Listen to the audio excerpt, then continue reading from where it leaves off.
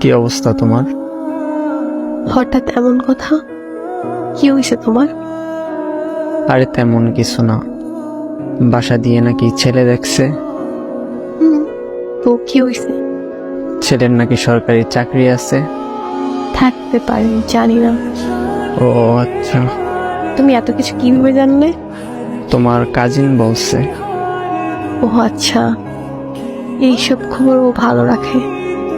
তোমার পরিবার তো মনে হয় রাজি। কি করবে এখন?